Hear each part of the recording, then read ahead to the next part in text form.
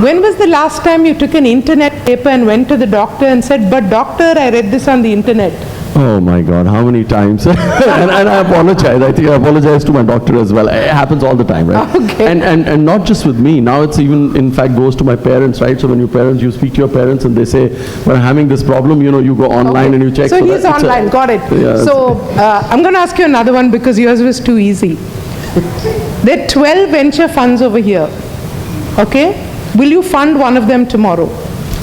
Or in the next 60 days? Personal capacity, I do that, and yes, I would. Good. He says yes, got it. Okay. So with this, I think we're going to do a wrap because there's more to come and you have tomorrow, you have devices, you have a lot of exciting stuff. I just want to end by, allowing that 1-minute session and then telling everybody that your questions are brilliant. Keep them coming because we will continue to keep answering them. So we have a 1-minute wrap up from each of our panelists. 1 minute each or 1 minute for all three? 1 minute each. Okay, good. So I wish we had more time because there's so much more to talk about. I think this has been a fantastic discussion. It's been a privilege to be here with you.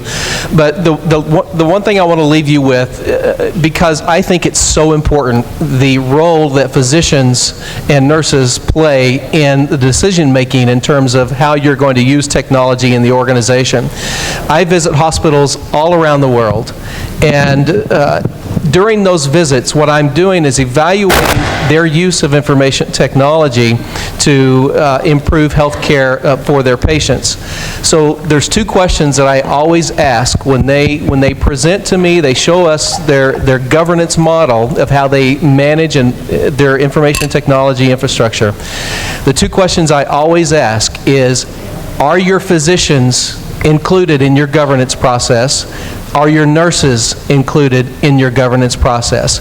If they're not included, then I would submit that your implementation of information technology is probably not going to be very effective. Thank you. So that's what I would leave you with. That's brilliant. Okay. So a couple of things I would say. Number one, IT is an enabler. It is and it always shall be. That's not going to change, doctor. That's very clear. Number two, there's a technology transition happening in the industry. With an open mind, I ask you all to embrace that transition and really adopt IT in that fashion. And number three, get the learnings. There are people who've done that and made mistakes. Get the learnings. You almost are starting in a broader sense with minimal legacy. That would be the 3 points I would say. Perfect. Thank you.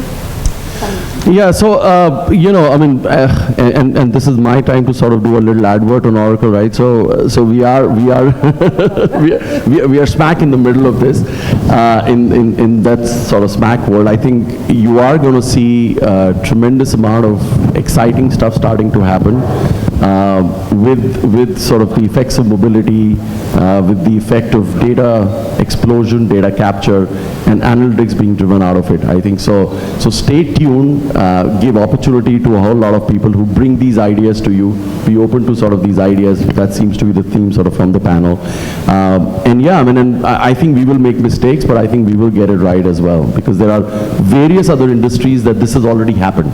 So you have the advantage. You don't have to sort of make the same set of mistakes, let's put it that way. Perfect. With that, let me thank our panelists for being absolutely brilliant and so open.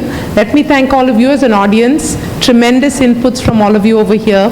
And let me just conclude by saying that we live in one of the most exciting times in history. We can literally look into any part of a human body. We can cut it, laser it, irradiate it, transplant it. We can do a bunch of things. We can look into the DNA. We can analyze different DNAs. We can predict into the future.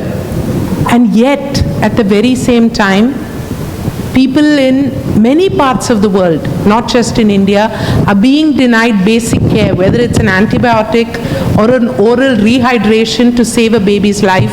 There's a lot for us to do. And every step that we do towards improving quality and reducing cost will go towards enhancing healthcare in general. So let's remember that we're on a tremendous journey together. It's not just a journey, it's not just a business, it's not just a passion, but it's a calling.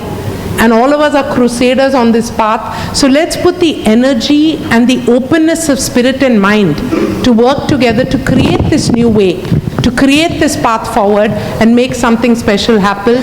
We need to transform healthcare. IT is one of these tremendous tools which will support the doctors and the nurses towards our enabled world. Thank you so much for being part of this journey. Let's make it happen together. Thank you so much, Sangita. I would request our panelists to kindly remain seated. Ladies and gentlemen, with that, we come to an end of this part of the conference, but the conference is definitely not over yet. We have a lot more in store for you. We would like to thank Mr. Karan Bajwa. Thank